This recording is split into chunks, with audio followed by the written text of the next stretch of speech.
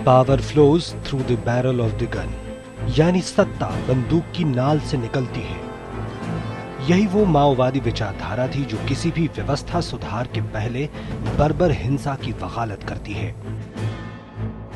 वो विकास या बेहतर जीवन में नहीं बल्कि सबका संहार करने में यकीन करती है, जिसमें आम मासूम नागरिकों से लेकर सत्ता प्रतिष्ठान सब शामिल है।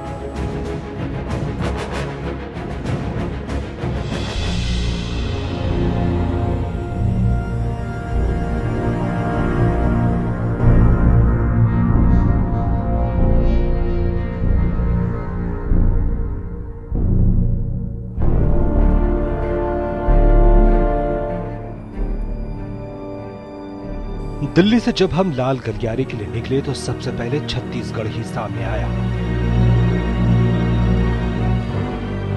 इसका कारण कहीं ना कहीं वो खौफ था जो बस्तर और अबूझमाड़ जैसे इलाकों का नाम लेने पर दिल्ली तक पहुंचती है, जहां एक पूरी राजनीतिक पार्टी का कुछ ही घंटों में लगभग सफाया कर दिया जाता है, जहां सीआरपीएफ की लगभग एक कंपनी को घेरकर बर्बरता से मौत के घाट उतार दिया जाता है।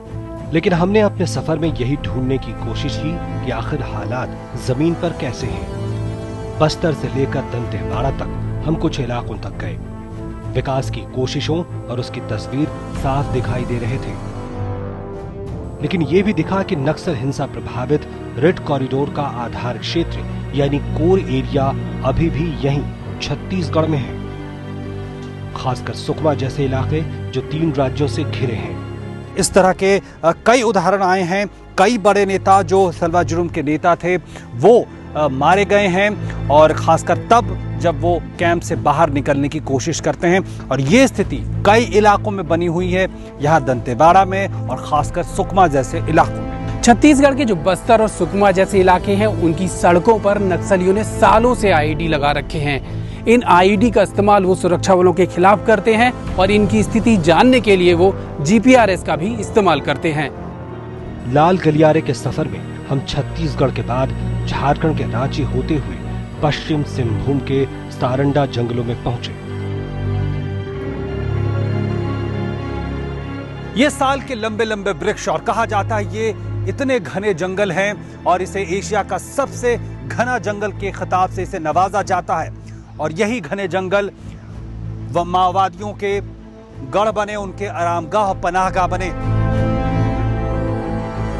ये इलाका इसलिए महत्वपूर्ण था क्योंकि यहाँ पूरे देश के नक्सल हिंसा में से अब 40% से ज्यादा घटनाएं हो रही हैं। सवाल यही उठा कि क्या झारखंड हिंसा के मामले में छत्तीसगढ़ को पीछे छोड़ देगा।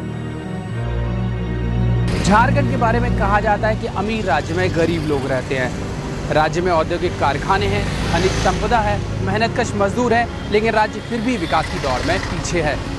इसके लिए एक बड़ी वजह राजनीतिक अस्थिरता भी है। पिछले 13 साल में यहाँ 9 मुख्यमंत्री देखे जा चुके हैं। लेकिन हमारे सामने सारंडा के जंगलों की कहानी आई। उन इलाकों में चमचमाती सड़कों ने हमें हैरान कर दिया, जहां 1-1.5 साल पहले तक पांव रखना भी खतरनाक था। सुरक्षा बलों के ऑपरेशन एनाकोंडा ने नक्सलियों को खदेड़ दिया।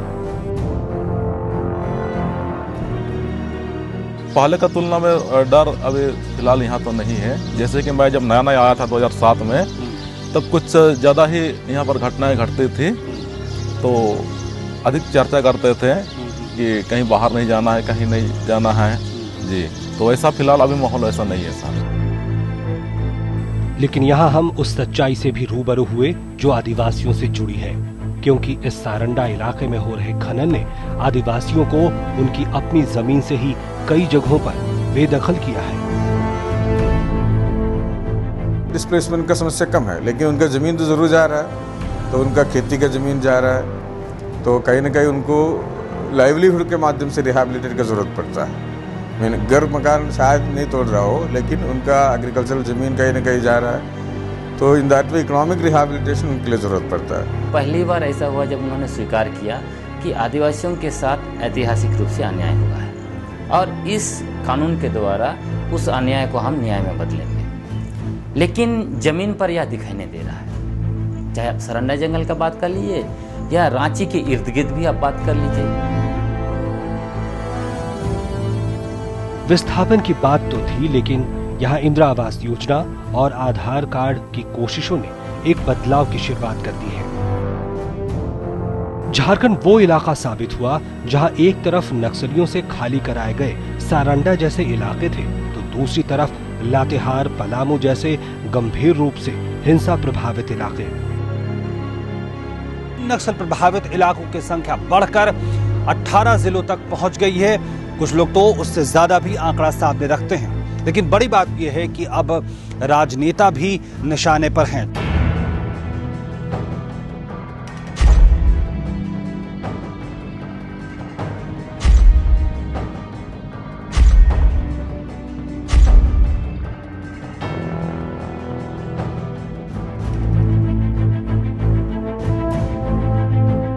झारखंड के बाद हमारा अगला पड़ाव था आंध्र प्रदेश।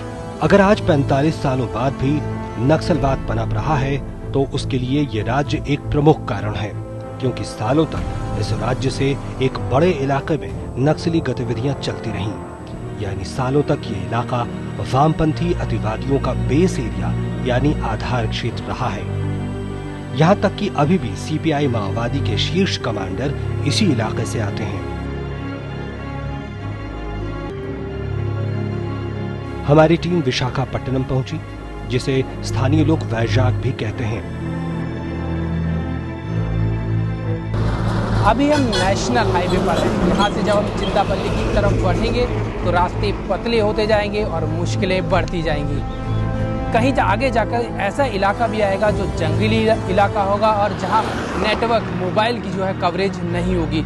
चिंतापल्ली वो इलाका है, विशाखापट्टनम के उस इलाके को हम चिंतापल्ली के रूप में जानते हैं, जो उड़ीसा की सीमा से लगता है। उड़ीसा के मलकानगिरी की सीमा यहाँ से लगती है और काफी घना जंगल यहाँ है।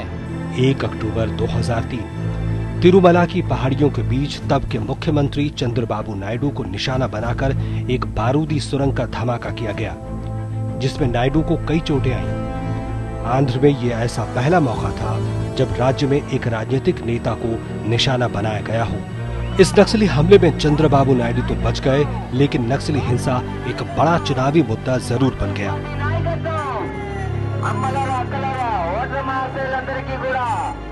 साल 2004 नक्सली संघर्ष में एक नया मोड़ तब आया जब पीपल्स वार ग्रुप और माओवादी कम्युनिस्ट सेंटर यानी एमसीसी मिलकर एक हो गए। नया नाम था भारत की कम्युनिस्ट पार्टी माओवादी।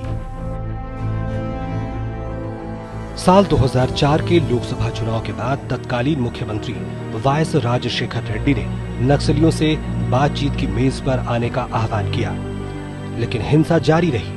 बंदूक के आसपास ही सिमटी माओवादियों को अपने अस्तित्व की चिंता सताने लगी, क्योंकि वो जानते थे कि उनके पास बंदूक नहीं होगा तो शायद ही कोई उनकी बात माने।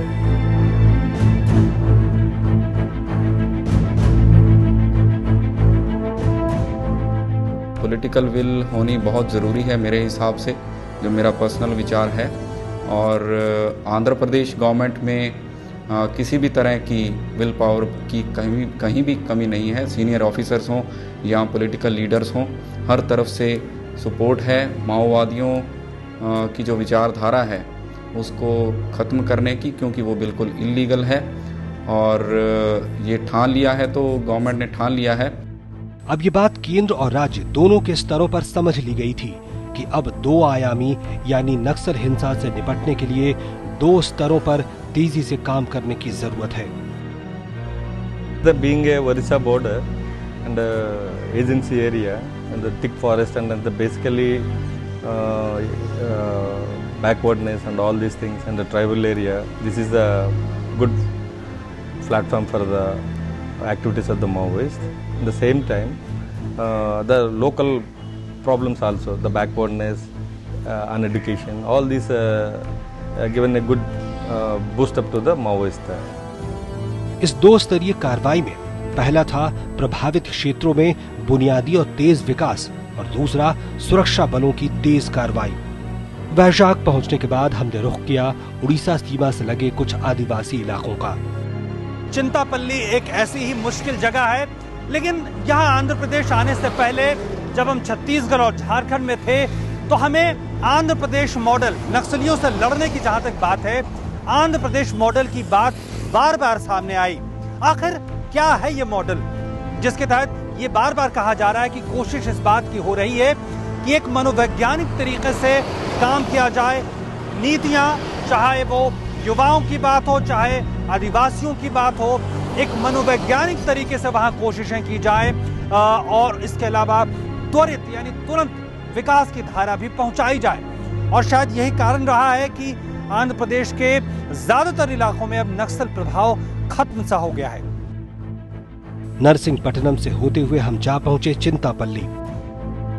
इस समय हम चिंतापल्ली में हैं। ये आंध्र प्रदेश का विशाखापट्टनम का वो इलाका है जो उड़ीसा के जो दो बॉर्डर हैं, एक तरफ इसके कोरापुट है और दूसरी तरफ मलकानगिरी है। और ख़ास बात ये है कि ये जो नक्सली हैं उनके लिए एक पैसेज के तौर पर काम करता है। बिल्कुल, ये उड़ीसा से घिरा हुआ इलाका और सबसे ख़ास बात यही हो जाता है जिन दो ज़िलों की अगर हम बात करें आंध्र प्रदेश में एक समय 23 ज़िले जो है माओवादी हिंसा से प्रभावित थे, लेकिन अब ये सिमटकर सिर्फ कुछ इलाकों तक रह गया है, जिनमें से ये वैजाग डिस्ट्रिक्ट का ये इलाका है और दूसरा खम्मम ज़िला पड़ता है।